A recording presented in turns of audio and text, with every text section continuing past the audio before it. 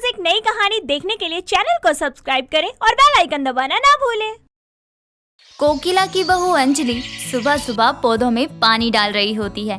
तभी कोकिला देखती है अंजलि पौधों की जड़ में पानी देने की जगह पूरे पौधे को ही नहला रही होती है और खुद से कह रही थी, अंजलि शाबाश, आज तो तूने पौधों को भी नहला दिया, ना जाने कब से नहाए भी नहीं होंगे।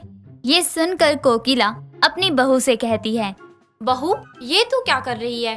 पौधों को पानी देने के बजाय उस पर पानी उछाल दिया है और कह रही है उसे नहला रही है तू। हाँ माँ जी, तो क्या हो गया, पौधे नहा नहीं सकते क्या आप? हाँ बहू, क्यों नहीं, देख तूने उनकी क्या हालत कर दी है। जा, तुझसे कोई काम कहना ही बेकार है।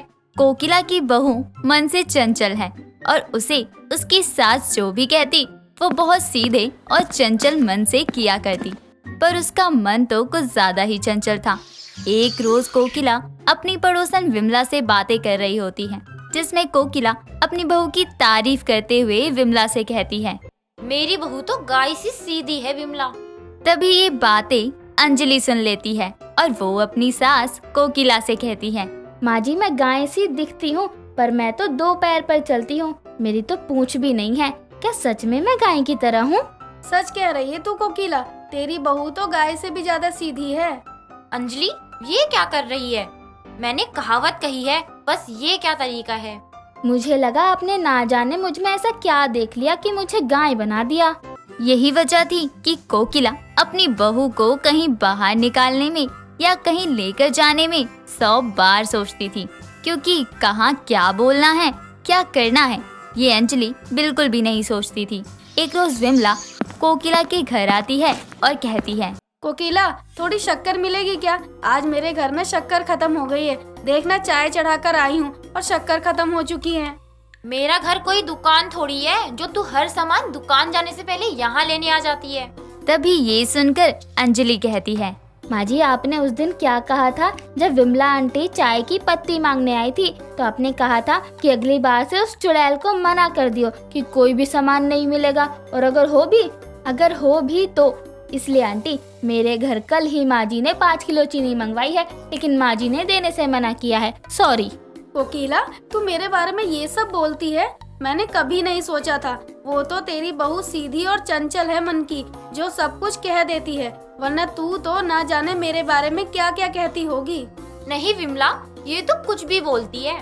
अंजलि के चंचल मन की बात सुनकर विमला तो नाराज होकर चली जाती है, लेकिन अपनी बहू के इतने चंचल मन के कारण अब कोकिला परेशान हो चुकी है और वो ये सोच ही रही होती है कि तभी वो अपनी बहू से कहती है, बहू तुझे कितनी बार बोला है किसी की बुराई उसके सामने नहीं करते। देख तेरी वजह से विमला नाराज होकर चली गई ना। माँ जी, अब से मैं किसी की बुराई उसके सामने नहीं करूँगी। अगले दिन कोकिला विमला से दरवाजे पर बात कर रही होती है। तभी अंजलि अपनी सास से खाना बनाने का पूछने जाती है। तभी विमला अंजलि को देखकर कहती है, अच्छा हुआ जो तूने मुझे अपनी सास के बारे में सब कुछ बता दिया। वो मेरे पीठ पीछे क्या बोलती है? कहने को तो वो मेरी सहपाठी रही है स्कूल की, पर शुरू से उसकी यही आदत है कि वो पीठ पीछे मेरी बुराई करती है।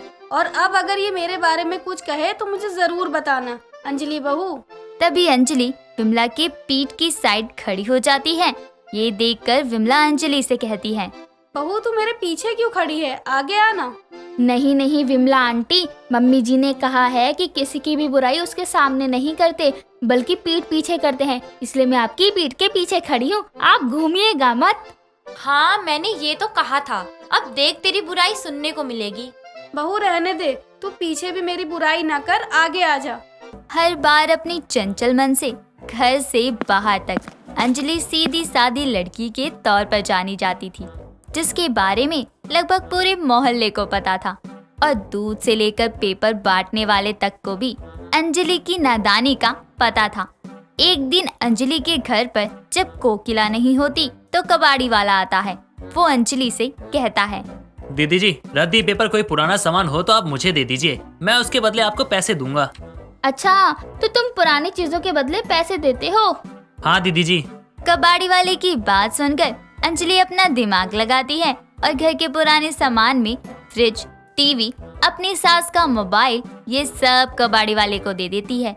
और कबाड़ी वाला भी ये सब लेकर खुश हो जाता है और उसके बदले में वो अंजलि को 5,000 रुपए देकर चला जाता है, जिसे देखकर अंजलि भी खुश हो जाती है। और जब कोकिला घर आती है तो अपना फोन ढूंढते हुए वो बहू से कहती है, बहू, मेरा फोन कहीं नजर नहीं आ रहा, तूने कहीं देखा है?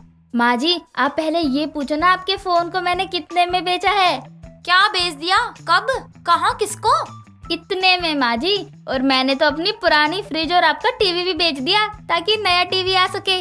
सही किया बहू तूने, अच्छे खासे सामान को बेचकर ये थोड़े से पैसे को देखकर तू बहुत खुश हो रही है। तुझे तो मैं कहीं छोड़कर भी नहीं जा सकती। हे भगवान। माँ जी, आप हर बार मुझे सुनाती हो, कभी अच्छा नहीं बोलती कि बहू तूने अच्छा काम किया है। हाँ, क्यों नहीं? मेरा फोन घर का सामान बेचकर तू मुझसे शाबाशी की उम्मीद कर रही है बहू? कोकिला अक्सर अपनी बहू को समझाती रहती थी कि कभी वो किसी मुसीबत में ना फंस जाए। एक रोज कोकिला अपनी बहू अंजलि से पानी मंगवाती है। अंजलि अपनी सास के लिए पानी लाती है। तभी वो अपनी सास से कहती है, माँ जी, पानी कहाँ रखूं? दिखता नहीं मेरे हाथ में चावल की थाल है। कहाँ क्या? मेरे सर में रखेगी? नीचे रख दे। अंजलि को भी ये सुनाने भर की देरी ही थी। बस फिर क्या था, अंजलि अपनी सास के सर पर पानी डालकर ग्लास नीचे रख देती है और अपनी सास से कहती है, लो माँ जी, आपको यही करवाना था तो नहा ही लेती ना, एक गिलास पानी से भला कोई नहाता है? बहू सच में तू साक्षात देवी माँ है। अब तुझसे और काम नहीं करवा सकती मैं। माँ जी, सच में क्या मैं भगवान हूँ? हाँ, देवी है तू। ये बातें चल ही रही होती हैं कि विमला की एंट्री होती है कोकिला के घर में, और विमला कोकिला को गीला देखकर हंसते हुए कहती है, ये क्या गीली होकर घूम रही है कोकिला? हंसना बंद कर। ये मेरी बहू का किया धरा है। उससे पानी मांगा था, उसने नहला दिया। सही है कोकिला, तेरी बहू देख तेरी कितनी सुनती है। तभी विमला की नजर पास खड़ी अंजलि पर पड़ती है, जो माँ दुर्गा की तरह हाथों को सामने किए एक पैर उठाए और जीभ बाहर किए विमला को देख रही होती है। और विमला ये देखकर अंजलि से कहती है, बहू, तूने कोई कंपटीशन में हिस्सा लिया है क्या? ये तू माँ दुर्गा और काली का रूप लेकर क्यों खड़ी है? आपको नहीं पता, मम्मी जी ने मुझे अभी ही कहा जब मैंने उनके सर पर पानी डाला कि उन्होंने कहा कि तू तो देवी है साक्षात। तो मैं माँ दुर्गा बनने की कोशिश कर रही हूँ, पर थक जा रही हूँ पैर ऊपर करने में। तेरी सास सही कहती है बहू कि तू माँ दुर्गा है, तू देवी है बहू। देख लिया ना, और कुछ कहना है तुझे? नहीं नहीं कोकिला, तू तो बहुत हिम्मत वाली है। मैं तो फांसी लगा चुकी होती ऐसी बहू पाकर। मैं तो आपकी भी बहू हूँ विमला आंटी, तो चलो मैं आपकी मदद करती हूँ फंदा बनाने में। नाना बहू, तू क्यों तकलीफ करेगी, मैं खुद ही कर लूंगी अपना काम। जी आंटी, ठीक है। तो ये थी कोकिला की हद से ज्यादा चंचल बहू, जिसके भोले और सीधे स्वभाव से हर कोई परेशान था। दोस्तों, अगर आपको ये कहानी पसंद आई तो इसे लाइक करें, शेयर करें और कमेंट करके बताएं कि कहानी में आपको सबसे अच्छा क्या लगा।